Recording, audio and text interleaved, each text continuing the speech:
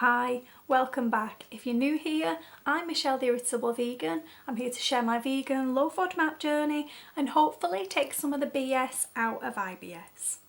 Now allegedly here in the Northern Hemisphere it's still summer, and although my little corner of the world didn't quite get the memo this year, I know many of you are going to be suffering with seasonal issues and flare-ups. Today's video we're going to get you in the holiday mood by discussing some of the things that IBS sufferers face when travelling, and I'll be giving you some hints and tips to get the most out of the holiday season. Let's get into it. Où est la toilette la plus proche, s'il vous plaît? ¿Dónde está el baño más cercano, por favor? Wo ist bitte die nächste Toilette? Please forgive me. So travel and holidays with IBS is a huge topic to tackle, so I'm probably going to break this down into a couple of videos. Today's video we're going to concentrate on the things that you can do to help yourself before you even leave home. So the number one most important thing for travels and holidays with IBS is preparation and planning. Putting in the research and the time up front is guaranteed to help you reduce your anxiety, get you really excited for your upcoming trip and make things go a whole lot smoother. Before you even consider booking, do your research, and you can be as thorough with this as you like. But some of my tips include asking for recommendations online in groups specific to your needs. So for example, IBS support groups, low FODMAP groups, allergy aware groups, for real recommendations from people who understand the types of challenges and issues that you're likely to face when travelling. Something you may not have thought of, but it's definitely worth going over in the planning stages, is considering a different type of holiday to the one that you're used to. So if, like me, you love being outdoors, being in nature and cozying around the campfire in an evening, but the idea of going camping with those shared toilet facilities fills you with dread, then why not try glamping instead? Usually these types of places have yurts or shepherd huts, and they usually have their own private facilities. So you get all the benefits of the camping experience, being outdoors in nature, but without the stress of having to share the toilet. Or your partner's idea of the perfect holiday might be a road trip through Europe. But rather than spend your time planning every rest stop and service station from here to Timbuktu, why not try to see if you can compromise by hiring and driving a motorhome rather than a car, so that keeps you both happy and you take your facilities with you wherever you go. Or if you're into island hopping and exploring different places rather than hopping on and off aeroplanes and small boats, have you ever considered cruising, where you're never more than a few decks away from your own 5-star private facilities? If you do have a rough idea of where it is you want to travel to, then contacting some groups local to that area, such as local vegan groups, allergy groups, things like that, so you're getting direct information from people who have experience of eating out and shopping in the area that you'll be visiting. Once you've narrowed down the area that you'd like to stay in, then either make use of your travel agent or do it direct yourself if you feel confident enough. Contact some of the senior management or senior catering staff at a couple of the resorts that you're considering. This will give you a really good idea of which ones you feel seem confident and competent to cater for your specific needs. And if you do decide to go with a hotel or resort, is it possible to request a room closest to the areas where you'll be spending most of your time? So if you know that you're much more likely to spend your days by the pool rather than at the beach, are there any rooms close by so you don't have to do a mad dash should the need arise? Also, if you're the type of person who knows that you need to visit the toilet as soon as you've finished eating, are there any rooms available around the restaurant or the catering facilities?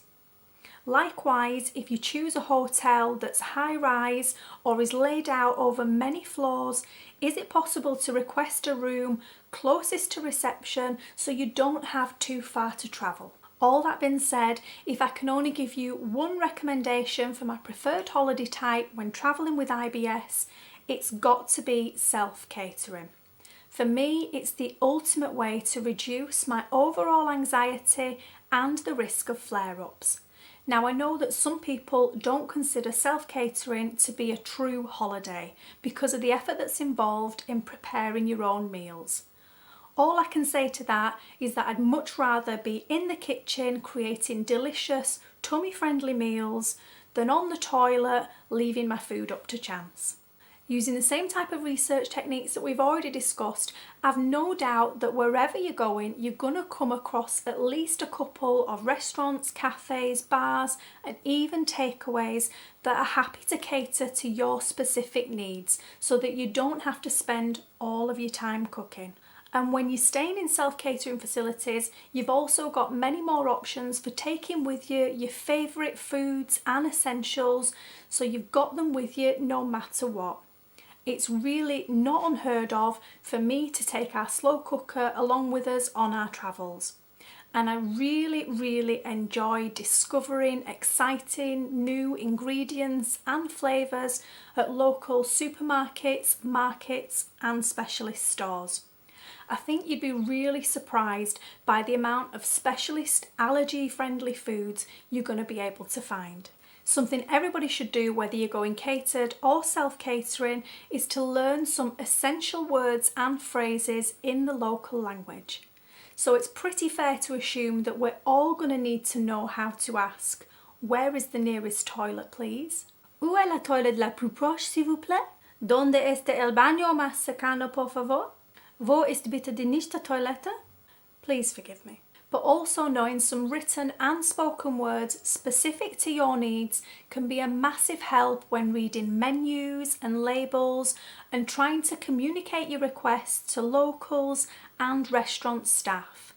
Really simple phrases such as vegan, gluten or dairy free or allergic, and also the words for specific trigger foods such as onions, garlic, wheat and soy. If you're not confident speaking the language, then you can always try using Google Translate. Dov'è la toilette più vicina, per favore? Or before you travel, print out a wallet-sized card that you can carry with you and show to shopkeepers or servers as you move around throughout the day. I know that the Vegan Society produces an app and a booklet specifically for this, and I remember years ago when I first started my vegan journey seeing a downloadable printout of various different languages that explained the dietary needs of a vegan. So I'm pretty sure that some of the other associations such as allergy associations, IBS and chronic disease associations perhaps also produce something along the similar lines.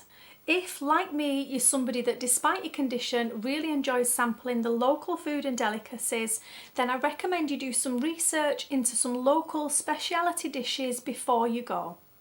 This way you can identify the ones that have trigger ingredients, the ones that could possibly be modified to suit you, and more importantly, the ones that you should really avoid at all costs.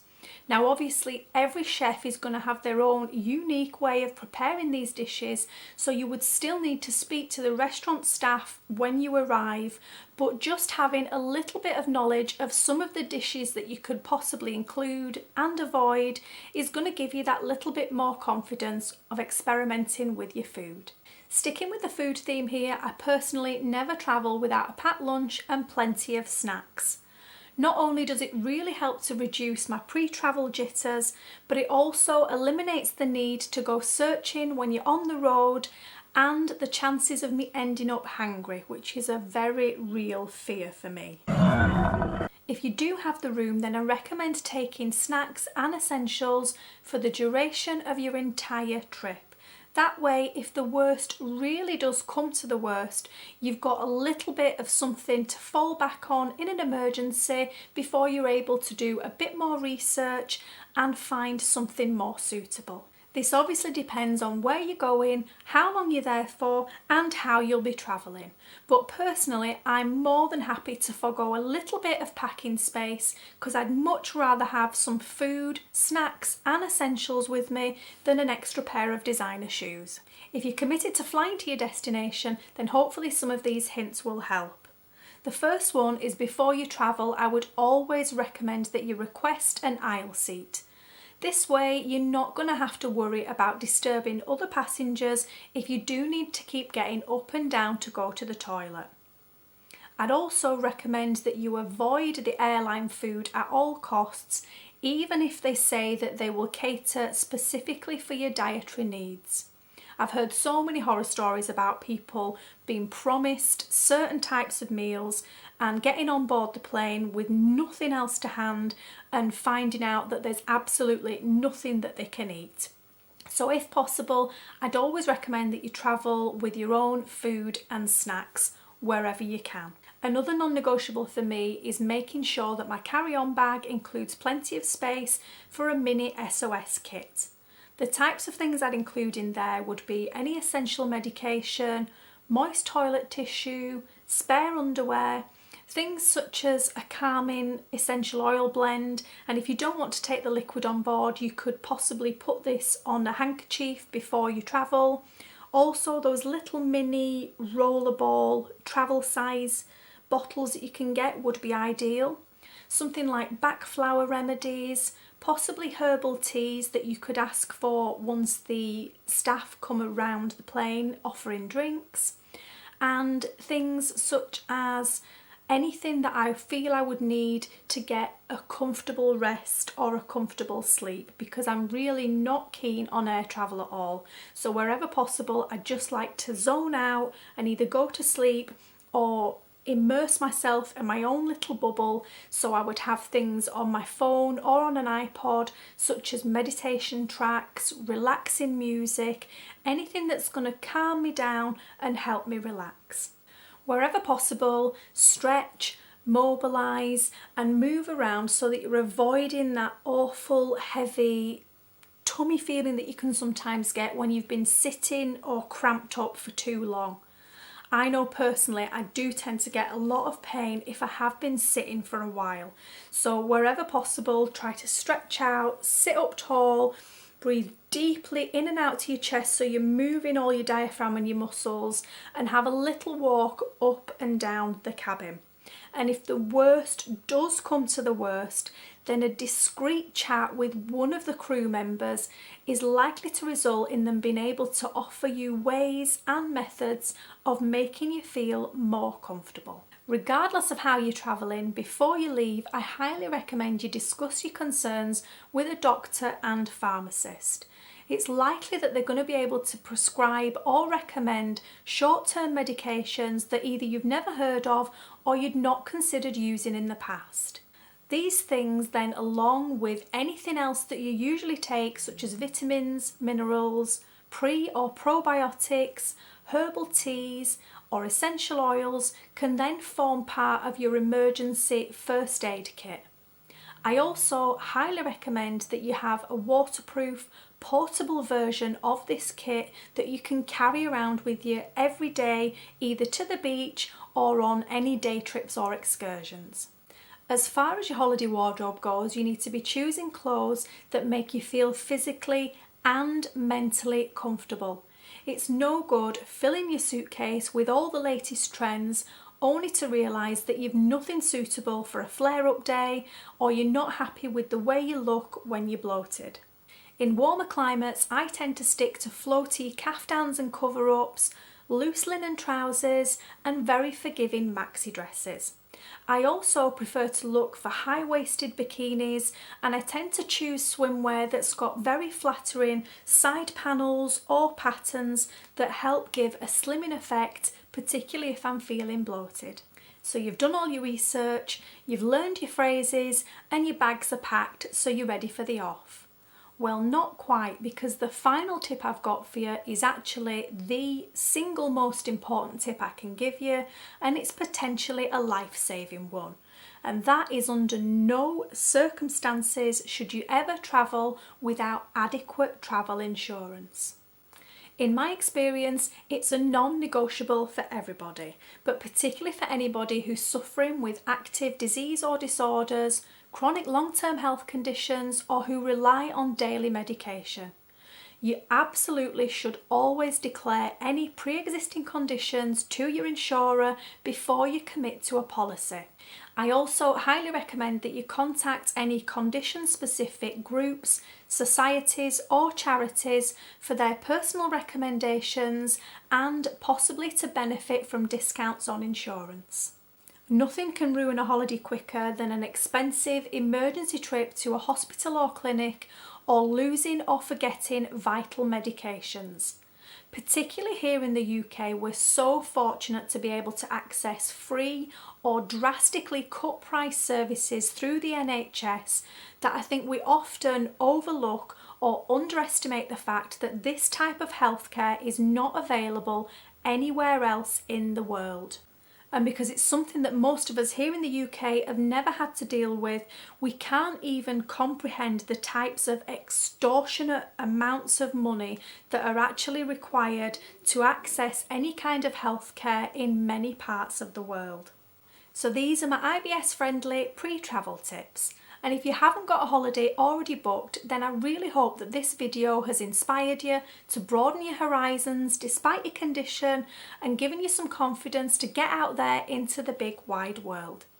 If you like this video, please let me know in the comments below and I'll continue the series with hints and tips for once you get to your destination. Wherever you are in the world, wherever you're going, I wish you all safe travels. Thanks so much for watching, and I'll speak to you soon. Bye.